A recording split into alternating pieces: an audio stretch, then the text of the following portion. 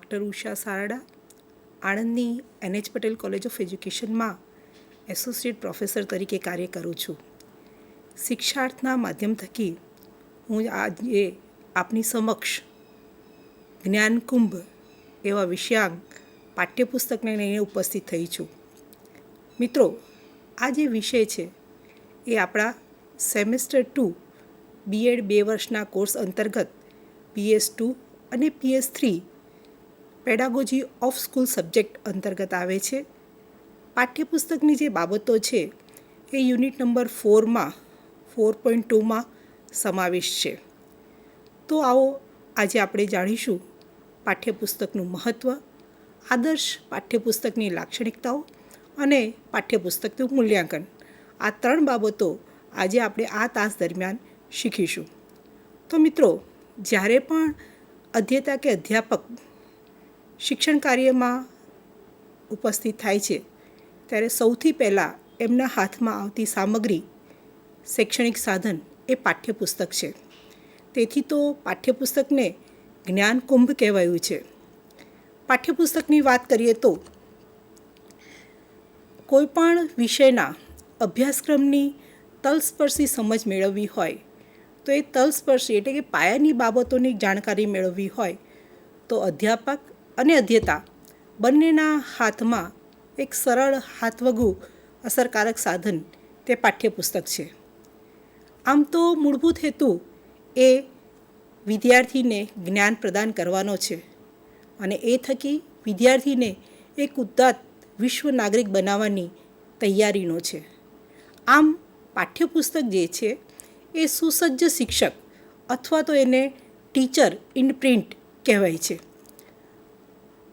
કોઈ કેળવણીકારે સાચું જ કહ્યું છે કે મને કોઈ પણ દેશના પાઠ્યપુસ્તક બતાવો, હું તે દેશને જોયા વિના તે દેશની ભવિષ્યની પ્રગતિ કેવી હશે તેની આગાહી કરી શકીશ. સાચું જ છે ને? કારણ કે પાઠ્યપુસ્તકની અંદર જે વિષયાંક છે, જે રીતે વિષયાંકની બાબતો પ્રસ્તુત કરવામાં આવી છે, વિષયાંકને અનુલક્ષીને વિદ્યાર્થીઓને તૈયાર કરવાની બાબતો છે, એ અંગે એનાથી જ વિદ્યાર્થી ભવિષ્યમાં તૈયાર થશે અને એ રીતે જ વિદ્યાર્થી તૈયાર થશે તો એક સારો નાગરિક તૈયાર થશે અને સારો નાગરિક કેવો હશે એ પાઠ્યપુસ્તકના આધારે નિશ્ચિત કરવાનું કેળવણીકારે આપણને કહ્યું છે. હવે પાઠ્યપુસ્તકનું મહત્ત્વ જોઈએ તો પાઠ્યપુસ્તકનું મહત્ત્વ આપણે ઘણી બધી રીતે આંકી શકીએ. સૌથી પહેલાં વાત કરીએ વિદ્યાર્થીઓની, પછી વાત કરીશું શિક્ષકો કે અધ્યાપકોની અને ત્રીજા ક્રમે વાત કરીશું કે શિક્ષકો વિદ્યાર્થીઓ સિવાય પણ કઈ રીતે અન્ય ઘટકોને પાઠ્યપુસ્તક ઉપયોગી છે.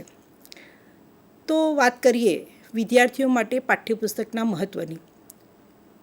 તો વિદ્યાર્થીઓ જે છે પોતાના સમયમાં પોતાને જ્યારે અનુકૂળ હોય ત્યારે સ્વ અધ્યયન કરવા માટે પાઠ્યપુસ્તક એક ખૂબ જ મહત્ત્વનું સાધન છે. મિત્રો, વર્ગમાં, શાળામાં વિદ્યાર્થીઓ વિષય વસ્તુનું તો જ્ઞાન મેળવે છે, પણ એ વિષય વસ્તુ લાંબા ગાળા માટે યાદ રહે તે માટે દૃઢીકરણ અને વિષય વસ્તુનું મહાવરો પણ જરૂરી છે. તો દૃઢીકરણ અને વિષય વસ્તુના મહાવરામાં પાઠ્યપુસ્તક એ વિદ્યાર્થીઓને મહત્ત્વપૂર્ણ સાબિત થાય છે. કેટલાક વિષયોની બાબતો એવી છે કે જેમાં પુનરાવર્તન જરૂરી છે. જો પુનરાવર્તન ન કરવામાં આવે તો જે તે વિષયાંગની સ્પષ્ટ સમજ વિદ્યાર્થી મેળવી શકતો નથી. દાખલા તરીકે ગણિતની વાત કરીએ તો ગણિતમાં નિયમ, સૂત્ર, સિદ્ધાંત આપ્યા પછી એ સિદ્ધાંતને દૃઢીકરણ કરવા માટે ઘણા બધા સિદ્ધાંતોને જાણ્યા પછી એના સમગ્ર પ્રકરણના પુનરાવર્તન કરવું જરૂરી બને છે. તે વખતે ગણિતનું પાઠ્યપુસ્તક એ વિદ્યાર્થીઓ માટે વિષયને સાપેક્ષમાં મહત્ત્વપૂર્ણ બને છે. આપણે સૌએ પાઠ્યપુસ્તકમાં આવતા સ્વાધ્યાય જોયા છે. એ સ્વાધ્યાય અને વિદ્યાર્થી પોતે સ્વ અધ્યયન કરી શકે એ માટેની બાબતો પાઠ્યપુસ્તકમાં હોય છે, જેના કારણે એ પાઠ્યપુસ્તક વિદ્યાર્થી માટે લાભદાયી બને છે. પાઠ્યપુસ્તકમાં વિષય વસ્તુની બાબતો આપેલી હોય છે. એ વિષય વસ્તુની સમજ કેળવીને વિદ્યાર્થીઓ કેટલાક કૌશલ્યો કેળવી શકે છે. એ રીતે પણ પાઠ્યપુસ્તકો ઉપયોગી છે.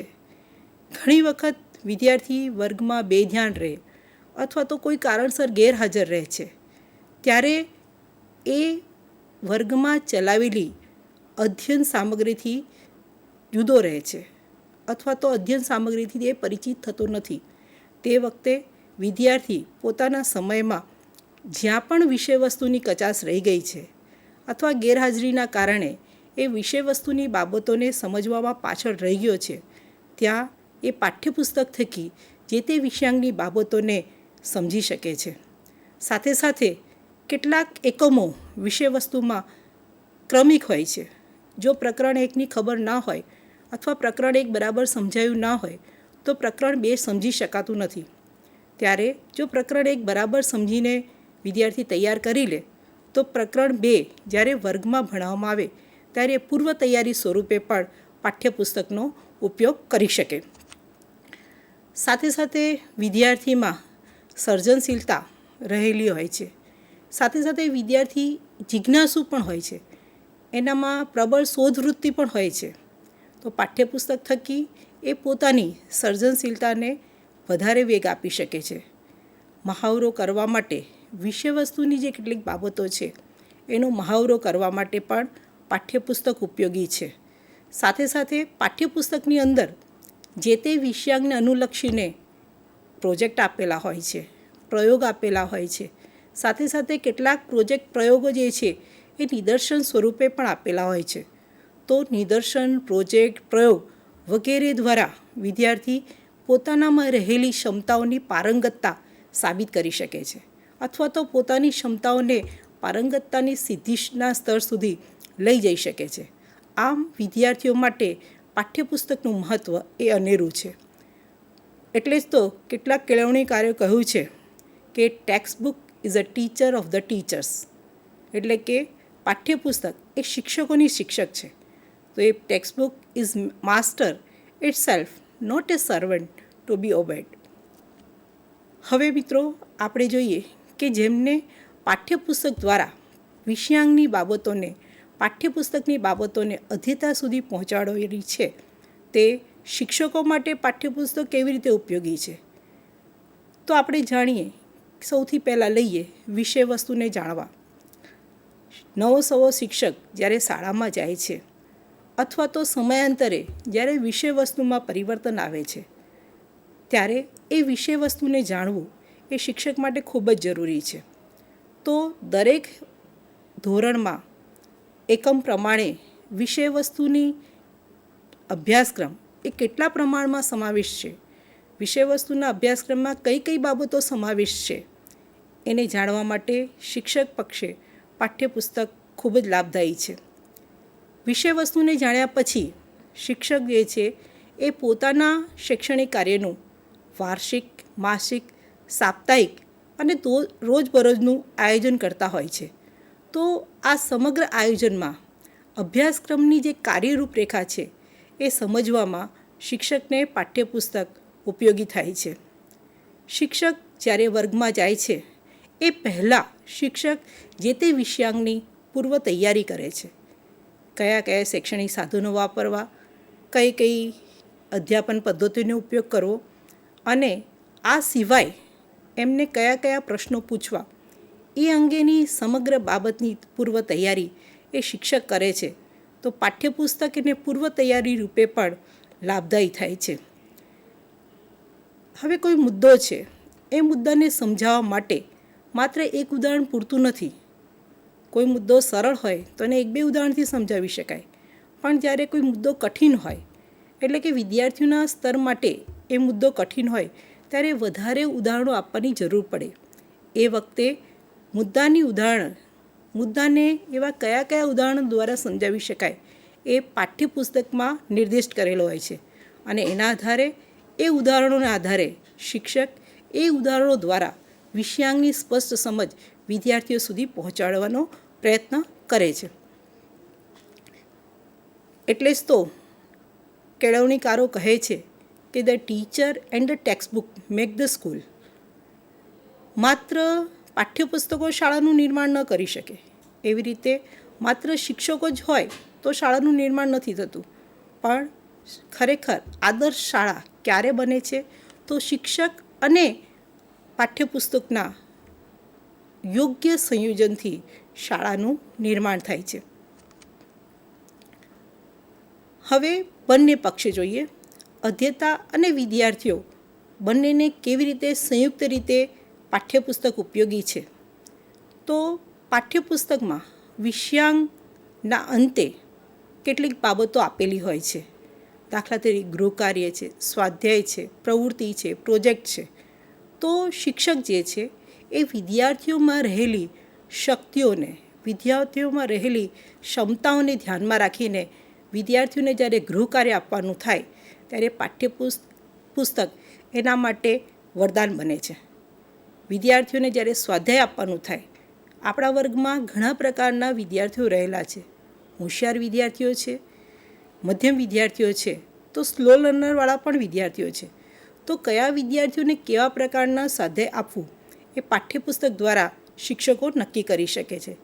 સાથે સાથે સમયાંતરે વિદ્યાર્થીઓ વિષયાંગની બાબતો ભૂલી ન જાય તે માટે એમને મહાવરો આપવાની પણ જરૂર છે.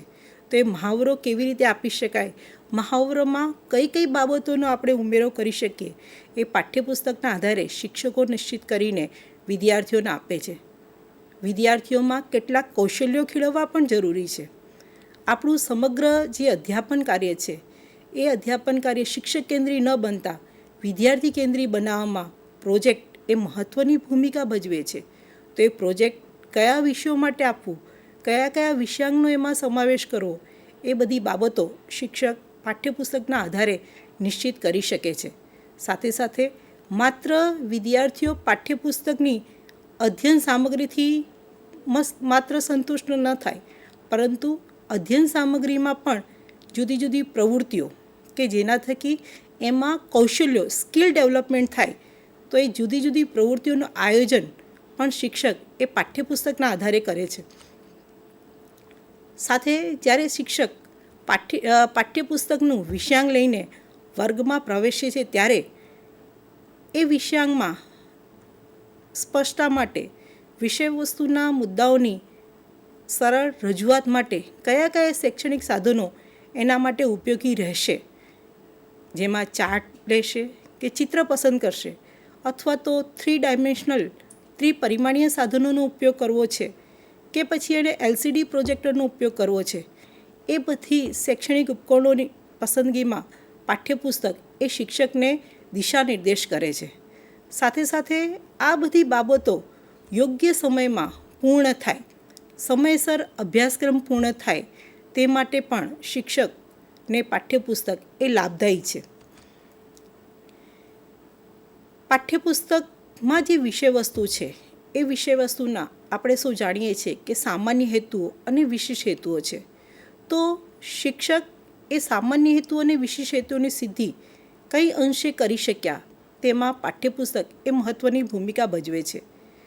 શિક્ષણના ક્ષેત્રે માત્ર શિક્ષકે વિદ્યાર્થી નથી, પરંતુ સાથે સાથે વાલીઓ પણ સંકળાયેલા છે. તો જે વિષયવસ્તુ શિક્ષક અથવા વિદ્યાર્થી સમજે છે એની એ જ બાબતો વાલીઓ પણ સમજે. અને ઘણી વખત એવું થાય કે આપણા જે ગુજરાત રાજ્યના પાઠ્યપુસ્તકો છે એનું રાજ્યીકરણ થયેલું છે, તો આણંદમાં જે વિષયવસ્તુ સમજાવવામાં આવે એ રીતે એ જ બાબતો વિષયવસ્તુ જે છે એ ડાંગ જિલ્લામાં પણ સમજાવવામાં આવે, ત્યારે શિક્ષણના દરેક સ્તરે એક વાક્યતા રહે એ ખૂબ જરૂરી છે. એટલા માટે પાઠ્યપુસ્તકનું મહત્ત્વ છે. જ્યારે BEdનો પ્રશિક્ષણાર્થી એ શાળામાં પ્રવેશે છે ત્યારે એના અધ્યાપન કૌશલ્યો થોડાક નિમ્ન પ્રકારના હોય છે.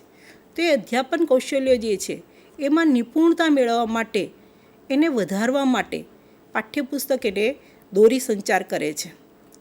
જ્યારે પાઠ્યપુસ્તકની વિષયાંગની બાબતો અધ્યતા અને અધ્યાપક બંને સારી રીતે સમજી લે છે, સારી રીતે એને જાણી શકે છે, ત્યારે અધ્યાપક અને અધ્યતા બંનેમાં એ આત્મવિશ્વાસ વધારે છે. આમ સમગ્ર વિષયનું અભ્યાસક્રમ છે એ અભ્યાસક્રમને મૂર્ત સ્વરૂપ આપવામાં પાઠ્યપુસ્તક એ અગત્યની ભૂમિકા ભજવે છે. હવે જોઈએ આપણે પાઠ્યપુસ્તકની લાક્ષણિકતાઓ. તો મિત્રો, આપણે જે પાઠ્યપુસ્તક અત્યારે આપણા શાળાઓમાં છે એની થોડીક વાત કરીએ. આપણી શાળાઓમાં ચાલતા પાઠ્યપુસ્તકમાં ધોરણ 1થી 8ના જે પાઠ્યપુસ્તકો છે એ પાઠ્યપુસ્તકનું નિર્માણ એ ગુજરાત રાજ્ય શૈક્ષણિક સંશોધન પરિષદ તાલીમ GCRT દ્વારા થાય છે અને એનું મુદ્રણ એ ગુજરાત રાજ્ય શાળા પાઠ્યપુસ્તક મંડળ દ્વારા થાય છે. જ્યારે 9થી 12ના જે વિવિધ વિષયોના અભ્યાસક્રમના પુસ્તકો છે એનું સમગ્ર નિર્માણની જવાબદારી એ ગુજરાત રાજ્ય પાઠ્યપુસ્તક મંડળની છે. આમ જોવા જઈએ તો અત્યારે આપણી સમક્ષ જેટલા પણ પાઠ્યપુસ્તકો છે એની સમગ્ર જવાબદારી એ ગુજરાત રાજ્ય શાળા પાઠ્યપુસ્તક મંડળની છે. મિત્રો, અત્યારના આપણે પાઠ્યપુસ્તકોની વાત કરીએ તો એના લેખકોની વાત કરીએ તો એમાં લેખકો તરીકે ઘણા બધા મિત્રો કામ કરે છે, જેમાં ખાસ કરીને વિષયના તજજ્ઞો જે છે એ સમગ્ર વિષયના અભ્યાસક્રમની રૂપરેખા નક્કી કરે છે અને એના આધારે શાળામાં ભણાવતા સારા શિક્ષકો, કહેવાનો અર્થ એ છે કે શાળામાં જે શિક્ષકો એ વિષય ભણાવતા હોય એની આખી એક પેનલ ગુજરાત સ્તરે નિશ્ચિત થાય છે અને એ આખી પેનલ મળીને જે તે ધોરણના વિષયનું પાઠ્યપુસ્તક નિશ્ચિત કરે છે. એટલે કે પાઠ્યપુસ્તકના અભ્યાસક્રમની રૂપરેખા અને સમગ્ર પાઠ્યપુસ્તક આ આખી લેખક મંડળી જે છે એ તૈયાર કરે છે. આમ આપણા ગુજરાત રાજ્યના પાઠ્યપુસ્તકનું જે રાજ્યકરણ થયું છે, જેના કારણે લેખકો અને તજજ્ઞોનો લાભ, લેખકો, તજજ્ઞો અને શિક્ષકોનો લાભ એ વિદ્યાર્થીઓને મળે છે અને ગુજરાતના છેવાડે રહેલા ગામમાં પણ વિદ્યાર્થીઓ પાઠ્યપુસ્તક ખરી જ્ઞાનાન્વિત થાય છે અને પોતાની અધ્યયન પ્રક્રિયામાં આગળ વધે છે. આ રીતે આપણી સમક્ષ પાઠ્યપુસ્તક પ્રાપ્ત થાય છે. તો આ જે પાઠ્યપુસ્તક છે એ પાઠ્યપુસ્તક કેવું હોવું જોઈએ એ તો અત્યારે આપણે જોઈ રહ્યા છીએ, પણ સાથે સાથે આદર્શ પાઠ્યપુસ્તકની લાક્ષણિકતાઓ કઈ કઈ હોઈ શકે અથવા તો પાઠ્યપુસ્તકના અપેક્ષિત લક્ષણો કયા કયા હોઈ શકે એને હવે આપણે જોઈએ. તો મિત્રો, આ જે લાક્ષણિકતાઓ છે એ લાક્ષણિકતાઓને આપણે બે રીતે વિચારીશું. એક તો લઈશું પાઠ્યપુસ્તકનું બાહ્ય સ્વરૂપ અને બીજું લઈશું પાઠ્યપુસ્તકનું આંતરિક સ્વરૂપ. પાઠ્યપુસ્તકનું બાહ્ય સ્વરૂપની વાત કરીએ તો જ્યારે પણ આપણા હાથમાં કોઈ પાઠ્યપુસ્તક આવે છે ત્યારે સૌ પ્રથમ આપણે એ પાઠ્યપુસ્તકના મુખપૃષ્ઠને જોઈએ છીએ, એના અંતિમ પૃષ્ઠને જોઈએ છે અને સાથે સાથે પાઠ્યપુસ્તક કેટલા પાનાનું છે, કેટલી કિંમતનું છે, પાઠ્યપુસ્તકની બાંધણી કેવી રીતે થઈ છે, તે બધી બાબતો આપણે એને બાહ્ય સ્વરૂપે જોતા હોઈએ છીએ. અને ત્યાર પછી જ્યારે પાઠ્યપુસ્તક ખોલીએ છીએ ત્યારે પાઠ્યપુસ્તકની અંદર જે કંઈ પણ બાબતો આવે છે એને આપણે પાઠ્યપુસ્તકના આંતરિક સ્વરૂપ તરીકે લઈએ છીએ. તો આવો આપણે ક્રમશઃ એક પછી એક બાબતો જોઈએ. પાઠ્યપુસ્તકનું બાહ્ય સ્વરૂપ, જેની અંતર્ગત આપણે વિચારીશું મુખ્ય પૃષ્ઠ અને અંતિમ પૃષ્ઠ, પાઠ્યપુસ્તકનું કેવું હોવું જોઈએ, સાથે સાથે એ પાઠ્યપુસ્તકમાં વપરાયેલા કાગળો છે અને એમાં થયેલું જે મુદ્રણ કાર્ય છે એ કેવા પ્રકારનું છે, એની કિંમત કેટલી છે, એમાં આવેલી કદ, જે પુસ્તકનું કદ છે અને બાંધણી એ કેવું છે, આ બધી બાબતો એ પાઠ્યપુસ્તકના બાહ્ય સ્વરૂપને નિશ્ચિત કરે છે. વાત કરીએ મુખપૃષ્ઠ અને અંતિમ પૃષ્ઠની, તો જ્યારે પણ પાઠ્યપુસ્તક લઈએ, પાઠ્યપુસ્તકનું મહત્તમ ઉપયોગ એ વિદ્યાર્થીઓ કરે છે. એટલે વિદ્યાર્થીઓને એ પાઠ્યપુસ્તક ગમે, વિદ્યાર્થીઓને પાઠ્યપુસ્તકને રાખવાની ઈચ્છા થાય, પાઠ્યપુસ્તકમાં આવેલી બાબતોને જાણવાની ઈચ્છા થાય, એ માટે પાઠ્યપુસ્તકનું જે મુખપૃષ્ઠ છે એ ખૂબ જ આકર્ષક, ટકાઉ અને મજબૂત હોવું જોઈએ. સાથે સાથે જે વિષયનું પાઠ્યપુસ્તક હોય એ વિષયનું વસ્તુનું નિર્દેશન કરે તેવું એના સંગત લખાણ અથવા તો એમાં નાવીન્યસભર ચિત્ર આ પાઠ્યપુસ્તકના મુખપૃષ્ઠ પર હોવું જોઈએ. તમે અહીંયા જોઈ શકો છો, અહીંયા મેં ગુજરાતી વિષયનું એક પાઠ્યપુસ્તકનું મુખપૃષ્ઠ મૂક્યું છે.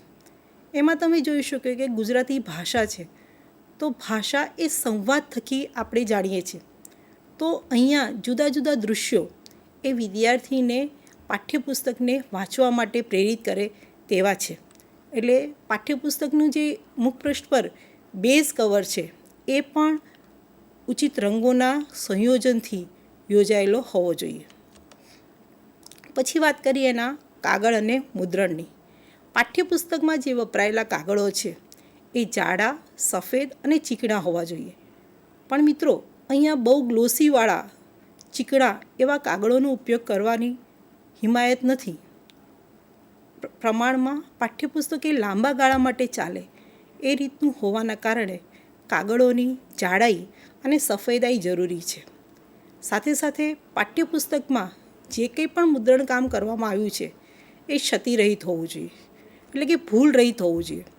કારણ કે જો ક્ષતિરહિત નહીં હોય તો વિદ્યાર્થીઓ જે વિષય વસ્તુ વાંચશે એ એમનામાં એ વિષયાંગની એટલી ક્ષતિઓ રહેવાની સંભવ છે.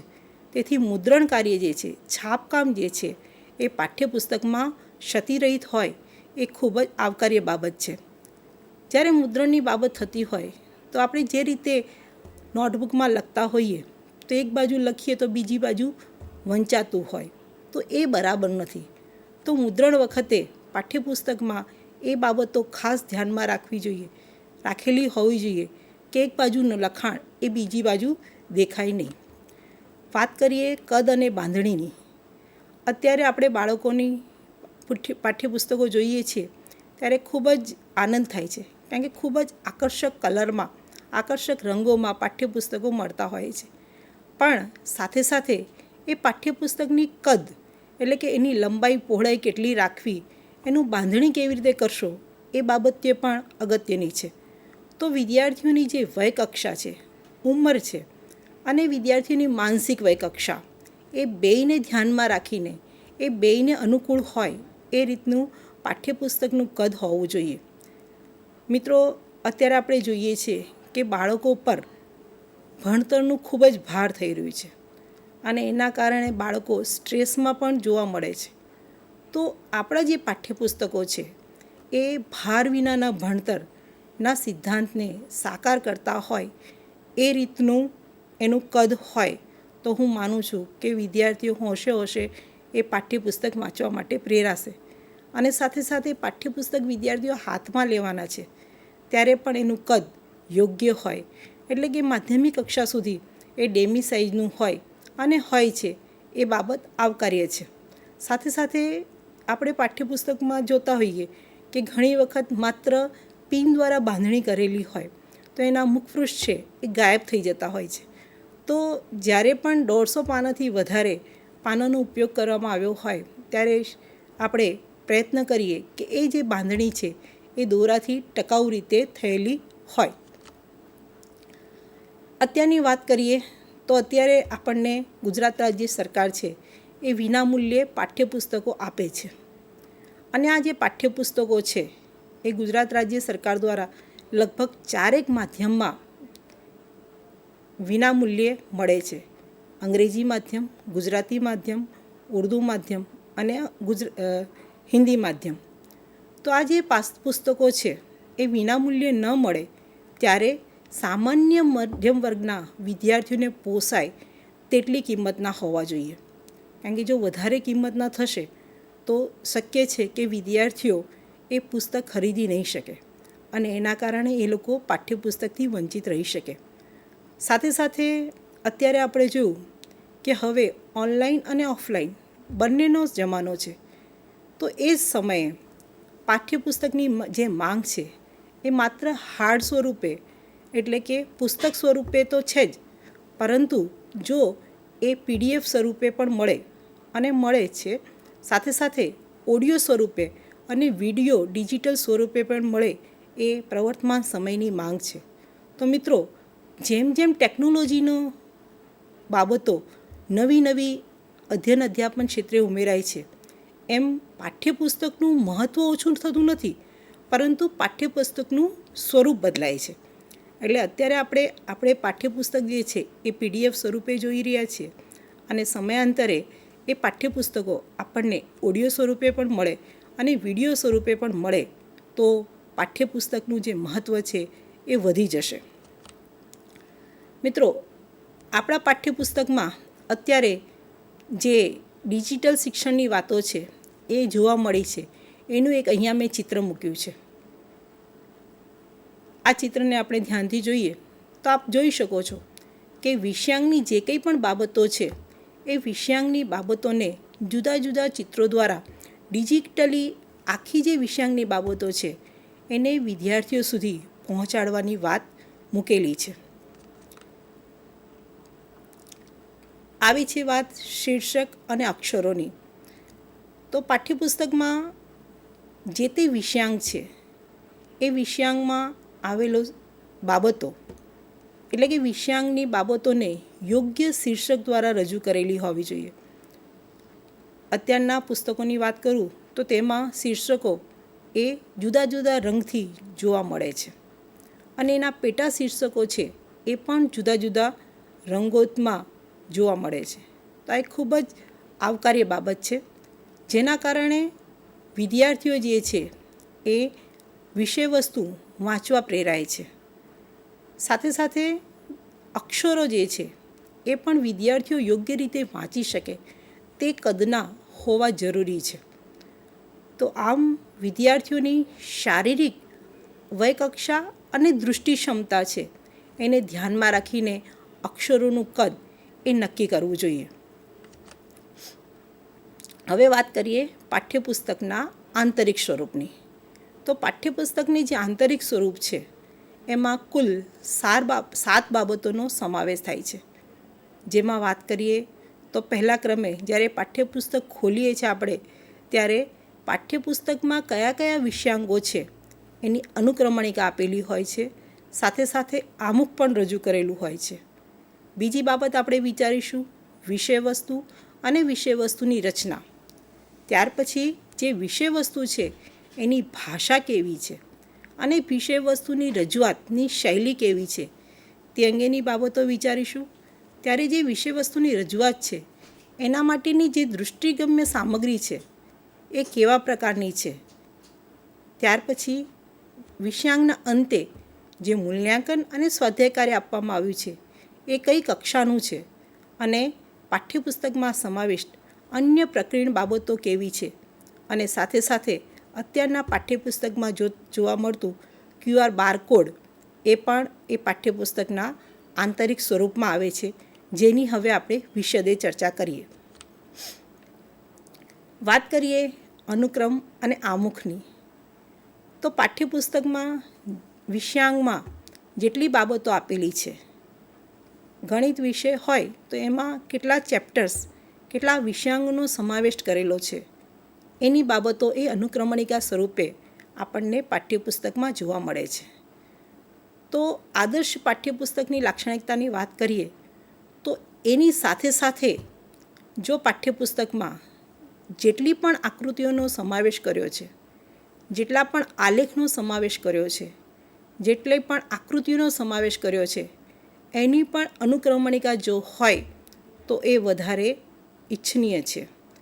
એટલે કે વિષયાંગના અનુક્રમણિકાની સાથે સાથે પાઠ્યપુસ્તકમાં સમાવિષ્ટ ચાર્ટ, ચિત્રો, આકૃતિ, નકશા, આલેખ વગેરેની પણ અનુક્રમણિકા હોય તો એ વધારે ઇચ્છનીય છે. એવી રીતે આમુખ દરેક પાઠ્યપુસ્તકમાં આપણે જોઈએ છીએ. તો એ આમુખમાં વિષયના હેતુઓ, વિષયાંગના હેતુઓની સ્પષ્ટતા કરતાં લેખકનું દૃષ્ટિબિંદુ પ્રસ્તુત હોય એ જરૂરી છે. પ્રવર્તમાન જે પાઠ્યપુસ્તકો છે એમાં લેખકનું દૃષ્ટિબિંદુ છે એ યોગ્ય રીતે જોવા મળતું નથી.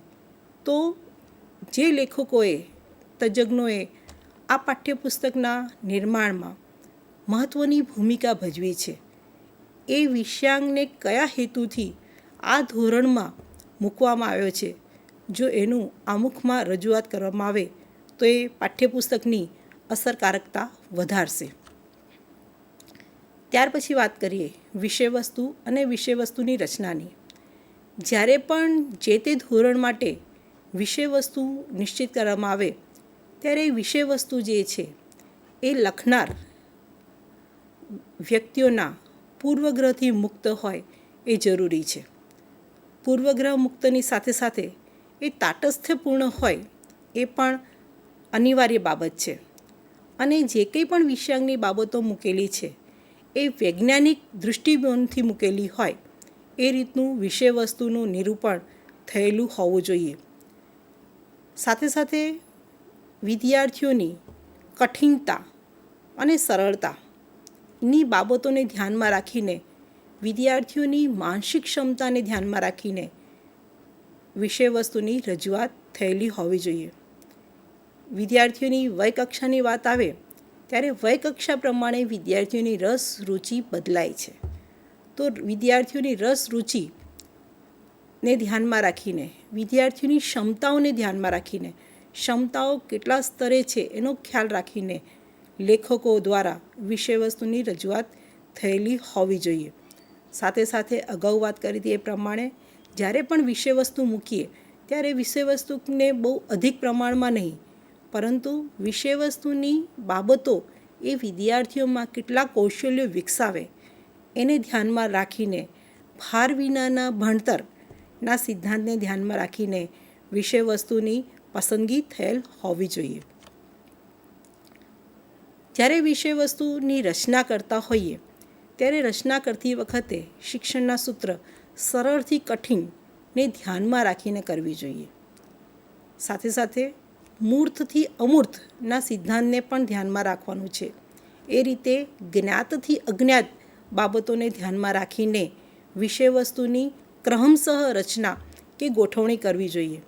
અને દરેક પ્રકરણના અંતે કોઈ પણ વિષય હોય, એ ગુજરાતી હોય કે વિજ્ઞાન હોય, પરંતુ દરેક પ્રકરણના અંતે જે તે પ્રકરણ છે એ પ્રકરણની બાબતો સાર કે એ પ્રકરણની સમીક્ષા એ પાઠ્યપુસ્તકમાં હોવી જોઈએ. વિદ્યાર્થીઓ સામૂહિક સ્વરૂપે કોઈ કાર્ય કરી શકે અથવા તો વ્યક્તિગત સ્વરૂપે પણ કોઈ કાર્ય કરી શકે. કારણ કે જ્યારે સામૂહિક સ્તરે કોઈ કાર્ય કરે છે ત્યારે એ વિદ્યાર્થીઓમાં સમૂહ ભાવના વિકસે છે. અને જ્યારે વિદ્યાર્થી વ્યક્તિગત સ્તરે કાર્ય કરે છે ત્યારે પણ વિદ્યાર્થીઓમાં કેટલીક કૌશલ્યની ક્ષમતાઓ, કેટલાક કૌશલ્યો ખીલવે છે, કેટલીક ક્ષમતાઓ એમાં આવે છે. અને આ જે પાઠ્યપુસ્તકની બાબતો છે એ માત્ર એક બે ઇન્દ્રિયોથી નહીં, પરંતુ જ્ઞાનેન્દ્રિયોનો યોગ્ય અનુભવ મળે અને સાથે સાથે વિદ્યાર્થીઓ જ્ઞાનેન્દ્રિયોનો યોગ્ય ઉપયોગ કરી શકે, જ્ઞાનેન્દ્રિયોને યોગ્ય તાલીમ મળે એ રીતે, અને વિદ્યાર્થીઓને સ્વ અધ્યયનની તકો પૂરી પાડે તે માટે તે રીતે વિષયવસ્તુની ગોઠવણી એ થવી જોઈએ. જો આ રીતે ગોઠવણી થશે તો વિદ્યાર્થીઓમાં વાંચન અભિમુખતા જાગશે અને સાથે સાથે વિદ્યાર્થીઓમાં જિજ્ઞાસા પણ જાગશે અને જ્ઞાનની ખોજ કરવા માટે પણ વિદ્યાર્થીઓને પ્રેરણા મળશે. આમ વિષયવસ્તુની રચના કે ગોઠવણી કરતી વખતે વૈયક્તિક જે તફાવતો છે એ સંતોષાય, વિદ્યાર્થીઓને વિવિધ ઇન્દ્રિયોની તાલીમ મળે, સાથે સાથે વિદ્યાર્થીઓને સ્વ અધ્યયનની તકો પણ પૂરી પાડે અને વિદ્યાર્થીઓમાં વાંચન અભિમુખતા વિકસાવે તે બાબતોને લક્ષ્યમાં લઈ વિષયવસ્તુની રચના કે ગોઠવણી એ પાઠ્યપુસ્તકોમાં થવી જોઈએ. વાત કરીએ જે વિષયવસ્તુ છે એ વિષયવસ્તુની ભાષા કેવી હોય, એ વિષયવસ્તુની રજૂઆતની જે શૈલી છે એ કેવી પ્રકારની હોય. તો જ્યારે વિષયવસ્તુની રજૂઆત પાઠ્યપુસ્તક દ્વારા થતી હોય ત્યારે એમાં તર્કબદ્ધતા એ અનિવાર્ય બાબત છે. વિદ્યાર્થીઓને ભાષા સમજાય તે સ્તરે પાઠ્યપુસ્તકની ભાષા હોવી જોઈએ. સાથે સાથે જે ભાષાની શૈલી છે એ શૈલી વિદ્યાર્થીઓને ગમે, અધ્યાપકને પણ ભણાવવું ગમે, શિક્ષકને ભણાવવું ગમે તે પ્રમાણેની શૈલી હોવી સ્વીકાર્ય છે. જે તે વિષયાંગને સમજાવવા માટે વ્યવહારુ ઉદાહરણોનો ઉપયોગ એ પાઠ્યપુસ્તકમાં થયેલ હોવો જોઈએ. પાઠ્યપુસ્તકની જે વિષયાંગની બાબતો છે એ માત્ર સૈદ્ધાંતિક નહીં, પરંતુ જીવન સાથે અનુબંધિત હોય એ રીતે રજૂ થવી જોઈએ. અને જ્યારે આપણે કોઈ એક વિષયની વાત કરતા હોઈએ ત્યારે માત્ર એ વિષય નહીં, પણ એ વિષયને સાંકળીને અન્ય વિષયો સાથે અનુબંધ સ્થાપીને વિષયવસ્તુની બાબતોએ રજૂ થવી જોઈએ. વિષયવસ્તુની બાબતો વિદ્યાર્થીઓને સીધી આપી દેવાના બદલે અભિગમ, જે આગમન અભિગમ છે એ આગમન અભિગમનો યોગ્ય ઉપયોગ થાય એ જરૂરી છે. સાથે સાથે વિદ્યાર્થીઓને જ્યારે સ્વ અધ્યયન કરે ત્યારે સ્વ અધ્યયન કરતાં કરતાં પણ વિદ્યાર્થીઓને જે વિષયાંગની ભાષા છે એ યોગ્ય રીતે સમજાય એ રીતની શૈલી એ પાઠ્યપુસ્તકોમાં હોવી આકર્ષક છે. જ્યાં જ્યાં અગત્યની બાબતો છે અથવા વિદ્યાર્થીઓ સામે નવીન બાબતો છે, નવીન સંકલ્પના છે, નવો ખ્યાલ છે, નવો કન્સેપ્ટ છે, નવો પ્રમેય છે, નવી અધ્યાપનની વિગતો છે, એ નવીન બાબતો એ મોટા અક્ષરે આવે અને સાથે સાથે આકર્ષક રીતે રજૂ થયેલ હોય એ પણ અનિવાર્ય લક્ષણ છે. આપણે જ્યારે પાઠ્યપુસ્તક જોતા હોઈએ છીએ, વાંચતા હોઈએ છીએ, અધ્યાપન કાર્ય કરતા હોઈએ છીએ, અધ્યયન કાર્ય કરતા હોઈએ છીએ, ત્યારે એમાં કેટલાક શૈક્ષણિક સાધનો, કેટલીક શૈક્ષણિક સામગ્રી એ વિષયાંગને સમજાવવા માટે રજૂ કરેલ હોય છે. દાખલા તરીકે વિષયાંગને સમજાવવા માટે આકૃતિ આપેલી હોય, આલેખ હોય, નકશો હોય, ચાર્ટ હોય, ચિત્ર વગેરે હોય છે. તો આ જે બધા શૈક્ષણિક સામગ્રી છે એ વિદ્યાર્થીને ગમે, વિદ્યાર્થીની કક્ષાને અનુરૂપ હોય તે જરૂરી છે. કારણ કે જ્યારે પણ આવી સામગ્રી રજૂ થતી હોય ત્યારે ખાસ તો એ આધારભૂત હોવી જરૂરી છે, પ્રમાણભૂત હોવી જરૂરી છે. દાખલા તરીકે કોઈ આંકડાઓ રજૂ કરવામાં આવી રહ્યા છે તો એ આંકડાઓ જે છે એ પૂર્વગ્રહ મુક્ત હોવા જોઈએ. ખરેખર એ આંકડાઓની સાચી આંકડા આપણે રજૂ કરવાના છે. અને સાથે સાથે ચાર્ટ, આકૃતિ, ચિત્ર એ માત્ર પાઠ્યપુસ્તકમાં શોભાના ગાંઠિયા બની જાય એ જરૂરી નથી. પણ એ ચાર્ટ, ચિત્ર જે પણ શૈક્ષણિક સામગ્રી છે એ સામગ્રીના અર્થઘટન, એ ચિત્ર કે આકૃતિ શું કહેવા માંગે છે એનો પ્રબંધ પણ એ પાઠ્યપુસ્તકમાં હોવો જોઈએ. એટલે માત્ર વિષયાંગને સારું, આકર્ષક બતાવવા માટે આકૃતિ કે ચિત્ર રજૂ નથી કરવાનું, પરંતુ વિષયાંગની સ્પષ્ટતા, વિષયાંગની સરળતા માટે જે તે શૈક્ષણિક સામગ્રી, દૃષ્ટિગમ્ય સામગ્રી રજૂ કરવાની છે ત્યારે એ દૃષ્ટિગમ્ય સામગ્રી જે છે એ હેતુસર મુકાવી જોઈએ. માત્ર પાના વધારવા માટે મૂકવાની નથી. આપણે દરેક વિષયમાં મૂલ્યાંકન કાર્ય કરીએ છીએ. સાથે સાથે વિદ્યાર્થીઓના મહાવરા માટે આપણે વિદ્યાર્થીઓને સ્વાધ્યાય પણ આપીએ છીએ. ત્યારે એ સ્વાધ્યાય માત્ર નોટબુક પૂરતું ન રહે, પરંતુ એ સ્વાધ્યાય પણ વિદ્યાર્થીઓને જુદી જુદી પ્રવૃત્તિઓ કે પ્રોજેક્ટ દ્વારા આપીએ એવું આયોજન એ પાઠ્યપુસ્તકમાં હોવું જોઈએ. સ્વાધ્યાયમાં વિવિધતા હોવી જોઈએ. કાયમ વિદ્યાર્થીઓ ઘરેથી લખી લાવે એટલું નહીં, પણ ક્યારેક એ વિદ્યાર્થીઓના જે તે વિષયના જે શોખ છે એ શોખ પણ પરિપૂર્ણ થાય એ પ્રકારના સ્વાધ્યાયોની રચના હોવી જોઈએ.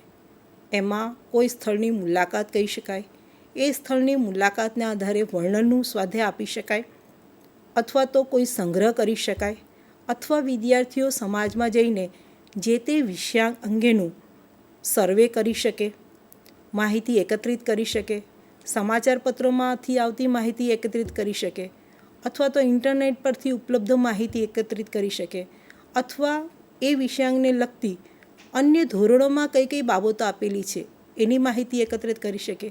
તો આવી કંઈક જુદા જુદા પ્રકારનું સ્વાધ્યાય વિદ્યાર્થીઓને આપવું જોઈએ. સાથે સાથે પાઠ્યપુસ્તકની જ્યારે રચના કરીએ ત્યારે મૂલ્યાંકન કાર્ય પણ મહત્ત્વનું છે. તો એ મૂલ્યાંકન કાર્યમાં પણ વિવિધતા હોવી જોઈએ. મૂલ્યાંકન જે છે એ બે પ્રકારનું મૂલ્યાંકન આપણે જોઈએ છીએ: ફોર્મેટિવ એસેસમેન્ટ એન્ડ સમેટિવ એસેસમેન્ટ. તો માત્ર સમેટિવ એસેસમેન્ટ નહીં, પરંતુ વિદ્યાર્થીઓનું પૂર્ણ અવલોકન કરી શકે, વિષયના સાપેક્ષમાં વિદ્યાર્થી બરાબર સમજ્યો છે કે નહીં,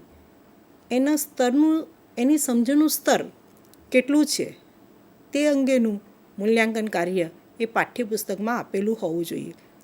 આમ પાઠ્યપુસ્તકનું જે મૂલ્યાંકન છે એનો ઉપયોગ એ વિદ્યાર્થીઓને સમસ્યા ઊભી કરવા માટેનું ન હોય, પરંતુ સમસ્યાના સમાધાનનો ઉપયોગ થતો હોય એ રીતનું મૂલ્યાંકન કાર્ય એ પાઠ્યપુસ્તકમાં આપેલું હોય તે ઈચ્છનીય છે.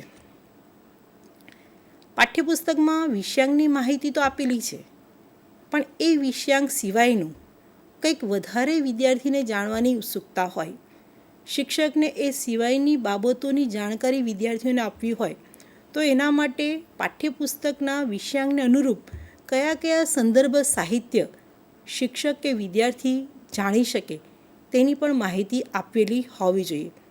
આ જે સંદર્ભ સાહિત્ય છે એ દરેક પ્રકરણના અંતે પણ આપી શકાય અથવા તો પુસ્તકના અંતે સમગ્ર વિષયાંગની બાબતોને ધ્યાનમાં રાખીને આપી શકાય. તો વિદ્યાર્થીઓ માટે આ સિવાયના કયા કયા પુસ્તકો, સામાયિકો અથવા ઇન્ટરનેટ પર માહિતી ઉપલબ્ધ છે, તો કઈ વેબસાઇટના આધારે વિદ્યાર્થીઓ આ વિષયની વધારે જે ભૂખ છે, વિષય જાણવાની જે જિજ્ઞાસા છે એ સંતોષી શકે તે માટે સંદર્ભ સાહિત્યની બાબતો એ પાઠ્યપુસ્તકમાં હોય એ ખૂબ જ જરૂરી છે. શિક્ષકે વિદ્યાર્થીઓને જે તે વિષયાંગનું અધ્યાપન કાર્ય કરાવવાનું છે ત્યારે શિક્ષકે પણ વિદ્યાર્થીના સ્તર કરતાં ઊંચા સ્તરે જે તે વિષયવસ્તુનું જ્ઞાન રાખવું હોય ત્યારે પાઠ્યપુસ્તકમાં શિક્ષકો માટેની પણ સંદર્ભ સાહિત્યની બાબતો આપેલી હોય તો એ વધારે ઇચ્છનીય છે કે જેથી શિક્ષકો એ સંદર્ભ સાહિત્યોથી વિદ્યાર્થીઓની ભૂખ જે છે એ સંતોષી શકશે. આ સિવાયની કેટલીક બાબતો એ પાઠ્યપુસ્તકમાં હોય એ ખૂબ જરૂરી છે. ખાસ કરીને જે તે વિષયાંગ કેમ આપણે પાઠ્યપુસ્તકમાં મૂક્યો છે એનું લેખકનું દૃષ્ટિબિંદુ જે તે એકમમાં હોવું ખૂબ જરૂરી છે. સાથે સાથે ચિત્રો, આલેખ, ફોટોગ્રાફ્સ વગેરેની યાદી પાઠ્યપુસ્તકમાં હોય તો એ બાબતો આવકાર્ય છે, જેથી વિદ્યાર્થીને જે તે આલેખ વાંચવું હોય કે જોવું હોય તો તરત જ એ શું કરશે, એ પાના પર જઈને પોતાનું કઈ બાબતો જોવી છે એ જોઈ શકશે. સાથે સાથે એમાં જે પારિભાષિક શબ્દો આપણે ઘણી વખત પાઠ્યપુસ્તકમાં ઉપયોગ કરીએ છીએ. દાખલા તરીકે સમાજ વિદ્યાનું પાઠ્યપુસ્તક હોય તો WHO, યુનિસેફ એવી રીતે વિજ્ઞાનનું પાઠ્યપુસ્તક હોય તો એમાં કેટલાક શબ્દો આપણે પ્રયોગ કરતા હોઈએ છીએ. તો એની પણ એક શબ્દ સૂચિ પાઠ્યપુસ્તકમાં હોય તો વિદ્યાર્થીઓને એ શબ્દ સૂચિના આધારે પણ કેટલીક બાબતોનો ખ્યાલ આવી શકે. અને સાથે સાથે પાઠ્યપુસ્તકનો ઉપયોગ કેવી રીતે શિક્ષક વધારે અસરકારક રીતે વર્ગમાં કરી શકે તે માટે શિક્ષકને માર્ગદર્શન આપતી કેટલીક બાબતો જો પાઠ્યપુસ્તકમાં હોય તો એ પાઠ્યપુસ્તક એ શિક્ષક અને વિદ્યાર્થી બંનેનો સર્વાંગી વિકાસમાં ખૂબ જ મહત્ત્વનો રોલ અદા કરી શકે છે. અત્યારના પાઠ્યપુસ્તકમાં આપણે QR બારકોડ જોઈએ છે મિત્રો, અને દરેક પાઠ્યપુસ્તક તમે જોશો તો દરેક વિષયના પાઠ્યપુસ્તકમાં આવી આપણને એક પેજમાં, એક પાના પર આવી માહિતી જોવા મળે છે. અત્યારના જે પાઠ્યપુસ્તકો છે એમાં QR બારકોડ આપેલું છે, અને QR બારકોડ આપ કેવી રીતે ઇન્સ્ટોલ કરશો, કેવી રીતે QR બારકોડથી માહિતી મેળવશો એની સમગ્ર માહિતી એ પાઠ્યપુસ્તકમાં અંદર આપેલી છે. જેમાં ખાસ કરીને પહેલાં દીક્ષા જે પોર્ટલ છે સરકારનું એના આધારે QR બારકોડ એ ઇન્સ્ટોલ કરવાનું, અને પોતાના મોબાઈલમાં એ કેવી રીતે ઇન્સ્ટોલ કરશો એ 3 સ્ટેપમાં એ બાબત આપેલી છે. સાથે સાથે જો તમારે કમ્પ્યુટરમાં કે લેપટોપમાં આ QR બારકોડ એ કેવી રીતે ઇન્સ્ટોલ કરશો એની બાબતો આપેલી છે. તો મિત્રો એ બાબતો દ્વારા હવે આપણે ડિજિટલી માહિતી એ મેળવી શકીએ છીએ. જે તે વિષયાંગની માહિતી અત્યાર સુધી આપણે માત્ર પાઠ્યપુસ્તક દ્વારા મેળવતા હતા, એની જગ્યાએ હવે આપણે QR બારકોડ દ્વારા એ માહિતી જે છે એ ખૂબ સરળતાથી અને ઈચ્છીએ તેટલા વખત માટે આપણે એ માહિતી મેળવી શકીએ છીએ. આમ QR બારકોડ એ પ્રવર્તમાન પાઠ્યપુસ્તકનું એક ખૂબ જ મહત્ત્વપૂર્ણ અંગ છે. હા, પણ એ ક્યારેનો સદુપયોગ થાય કે જ્યારે આપણે એ QR બોર્ડને જાણીએ, સમજીએ અને યોગ્ય ઉપયોગ કરીએ. આમ તો હવે આપણે બધા જાણીએ છીએ કે QR બોર્ડમાં જે બારકોડ છે એમાં ઉપર 3 ખૂણે ચોરસ લગાવેલું હોય, બરાબર. અને QR બારકોડ જે છે હવે કોઈ અજાણ હોય એવું હું માનતી નથી. તો આપણે સૌ QR બારકોડ પણ એ પાઠ્યપુસ્તકની પ્રવર્તમાન સમયની અપેક્ષિત લાક્ષણિકતા છે, અથવા તો અત્યારના પાઠ્યપુસ્તકમાં QR બારકોડ એ ખૂબ જ જરૂરી બાબત આવી ગઈ છે કે જેના કારણે આપણે આગળ પણ ઈચ્છીએ ત્યારે જેણે પાઠ્યપુસ્તકના હાર્ડ સ્વરૂપે અધ્યયન નથી કરવું એ પાઠ્યપુસ્તકના ડિજિટલ સ્વરૂપે પણ પાઠ્યપુસ્તકની વિષયાંગોની જે માહિતી છે એ સોફ્ટવેર સ્વરૂપે પણ અધ્યયન કરી શકે. તો મિત્રો, ડિજિટલ યુગમાં આપણને QR બારકોડ આ રીતે પાઠ્યપુસ્તકની બાબતો સમજવામાં ખૂબ જ ઉપયોગી થાય છે. હવે જોઈએ આપણે પાઠ્યપુસ્તકનું મૂલ્યાંકન. તો પાઠ્યપુસ્તકનું મૂલ્યાંકન જે છે એ અત્યારની ઘણી બધી રીતે શક્ય છે, પણ મુખ્યત્વે 3 રીતો જે છે એ પ્રચલિત છે. પહેલી છે પ્રશ્નાવલી, બીજી છે પોઈન્ટ સિસ્ટમ અથવા સ્કોરબોર્ડ અને ત્રીજું છે પંચ પદ્ધતિ કે ષડબિંદુ માપન દ્વારા. જે પહેલી રીત છે પ્રશ્નાવલી, તો પાઠ્યપુસ્તકના જે આપણે 2 સ્વરૂપો જોયા, પાઠ્યપુસ્તકનું આંતરિક સ્વરૂપ અને પાઠ્યપુસ્તકનું બાહ્ય સ્વરૂપ.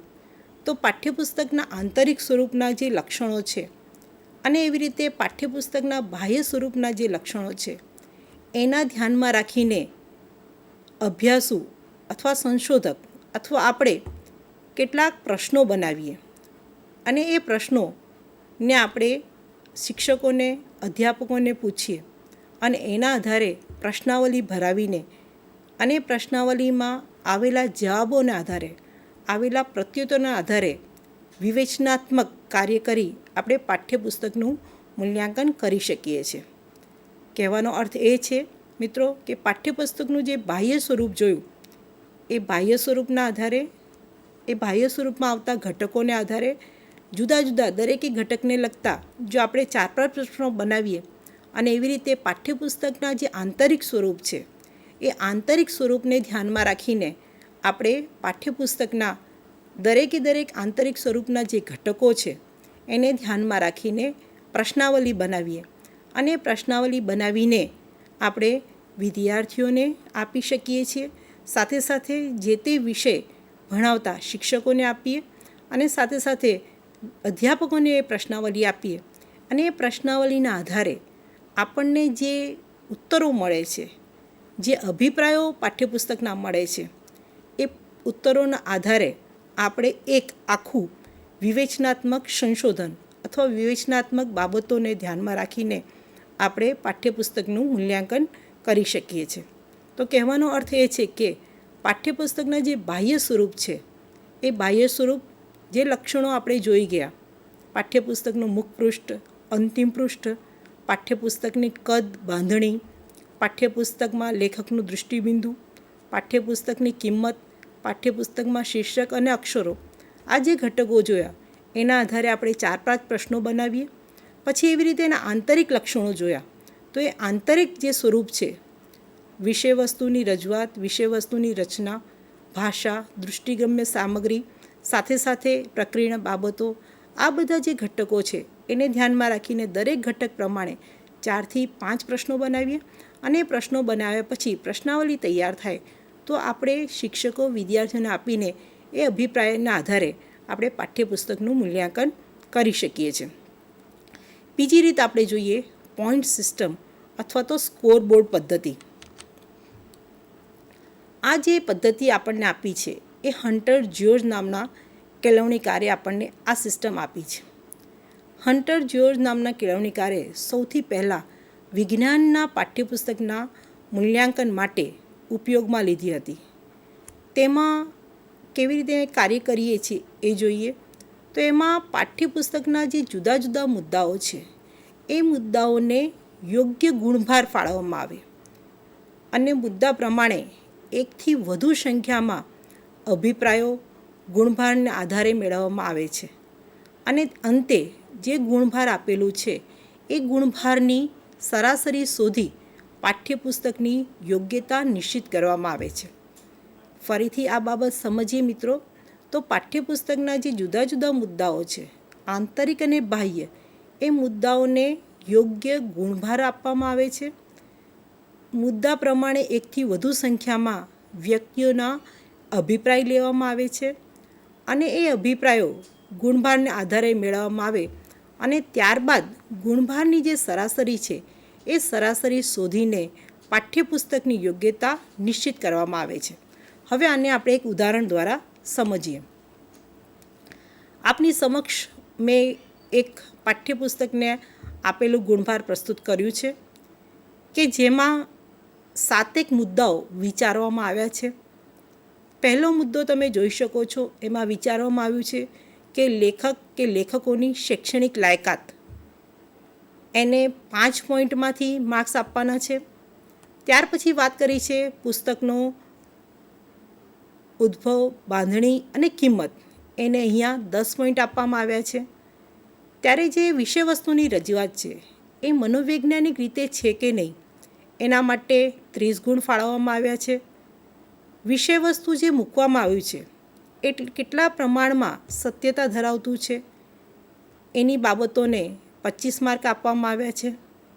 સાથે સાથે જે ભાષાકીય બાબતો છે, પારિભાષિક શબ્દો છે, એનો ઉપયોગ અને સરળતા કેવી રીતે છે એની 10 માર્ક્સ આપવામાં આવ્યા છે. સ્વાધ્યાયના જે પ્રશ્નો છે એ પ્રશ્નોને અહીંયા 15 માર્ક આપવામાં આવે છે. અને સ્વ અધ્યયન, વિદ્યાર્થીઓ આ પાઠ્યપુસ્તકમાં વિષયાંગ માટેની, સ્વ અધ્યયન માટેની શક્યતા કેટલી છે, કેટલી સ્વ અધ્યયન માટેની સરળતા છે, એને 5 ગુણ આપવામાં આવ્યા છે. તો આ રીતે સમગ્ર જે પાઠ્યપુસ્તક છે એને વિવિધ મુદ્દાઓમાં વહેંચીને એનો ગુણભાર નક્કી કરવામાં આવે. પછી અભિપ્રાયોના આધારે એ ગુણભાર આપવામાં આવે અને ગુણભારો જેટલા પણ આપ્યા છે એની સરાસરી શોધવામાં આવે અને સરાસરી દ્વારા એ પાઠ્યપુસ્તકની જે ઉપયોગિતા છે એ નિશ્ચિત કરવામાં આવે છે. તો આપણે આ પાઠ્યપુસ્તકના મૂલ્યાંકનની બીજી પદ્ધતિ જોઈ. હવે મિત્રો આપણે એની ત્રીજી પદ્ધતિ જોઈએ છે. તો પાઠ્યપુસ્તકનું જે ત્રીજું છે એ છે પંચબિંદુ કે ષડબિંદુ માપન દ્વારા. આ જે ટેકનિક આપી છે એ લુઈસ વાંગલે આપણને આપી છે. એમાં પાઠ્યપુસ્તકના મૂલ્યાંકન માટે 4 બાબતોને ધ્યાનમાં લઈને ભારાંક આપવામાં આવ્યું છે, જેમાં છે વિષય વસ્તુ, વિષય વસ્તુની રજૂઆત, વિષય વસ્તુની ગોઠવણી અને કેટલીક ભૌતિક બાબતો. આને પણ આપણે એક આકૃતિ દ્વારા સમજીએ. મિત્રો, આપણી સમક્ષ એક મેં બાબતો મૂકી છે કે જેમાં આપ જોઈ શકો છો એ પ્રમાણે જે ભારાંક આખું આપ્યું છે એ ટેબલ તમે જોઈ શકો છો.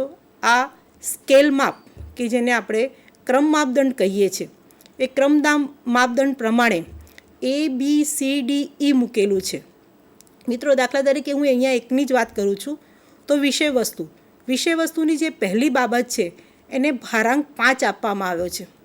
દાખલા તરીકે તમે જેને પણ આ સર્વે માટે આપો છો એને જો એ બાબતો યોગ્ય લાગતી હશે અને બરાબર પાઠ્યક્રમને ધ્યાનમાં રાખીને મુકાયેલી બાબતો હશે તો એ A પર કરશે. એ એટલે સૌથી સારી બાબત ગણીશું, B એનાથી ઓછું, C એનાથી ઓછું અને D એનાથી ઓછું અને E જે છે એ નિમ્ન કક્ષાનું હશે. એટલે જો પ્રશ્નાવલી જેને આપીશું, આ ક્રમ માપદંડ જેને આપીશું, એ જો આપણે E ઉપર ટીક માર્ક કરશે તો એને આપણે 5માંથી 1 જ માર્ક આપીશું. જો એ વ્યક્તિ D ઉપર ક્રમાંક કરે છે, D ઉપર ટીક માર્ક કરે છે તો એને 2 ક્રમાંક આપીશું. જો પ્રતિચાર આપનાર C પર ક્રમાંક કરે છે તો એને 3 આપીશું અને જો B પર કરે છે તો 4 આપીશું અને જો A પર કરે છે તો આપણે એને 5 આપીશું. બરાબર? એટલે જો અહીંયા એક ગણતરી આપણે દર્શાવી છે કે કોઈકે એને B પર કર્યું છે, જેના કારણે એનું ગુણ શું થયું છે, 5 ગુણ્યા 4 = 20. આ રીતે જે 4 બાબતો છે એ 4 બાબતોને ધ્યાનમાં રાખીને એના ગુણાંક, ભારાંક નક્કી કરવામાં આવે છે અને એમાંથી જે ભારાંક મળે છે એના આધારે વિષય વસ્તુનું જે બાબતો છે, પાઠ્યપુસ્તકની બાબતો છે, એનું મૂલ્યાંકન પ્રસ્તુત કરવામાં આવે છે. તો આ થઈ આપણી સામે ત્રીજી બાબત. મિત્રો, એવું કહેવાય છે કે ગ્રંથ, પુસ્તક એ ભૂતલ પરનો સ્વર્ગપંથ છે. એટલે કે પૃથ્વી પરનો એ સ્વર્ગ કેવું હોય એની ઓળખાણ કરાવતી બાબત એ ગ્રંથ છે. તો આપણા કેળવણીકાર શ્રી ઉમાશંકર જોશીએ પણ ખૂબ સરસ કહ્યું છે કે વર્ગમાં માત્ર માહિતી આપવાની હોતી નથી કે માત્ર પુસ્તકોનો પરિચય કરાવવાનો હોતો નથી, પરંતુ વિદ્યાપ્રીતિનો તાર ઝળહળી ઉઠે એ કિમિયો પણ કરવાનો હોય છે. અને આવા વિદ્યાપ્રીતિના તાર ઝળહળવા માટે પાઠ્યપુસ્તક એ ખૂબ જ ઉપયોગી સાધન છે. તો આવો આપણે સૌ મળીને એની ઉપયોગિતા વધારીએ. એ જ આશા સાથે અહીંયા હું મારી વાણીને વિરામ આપું છું. આભાર.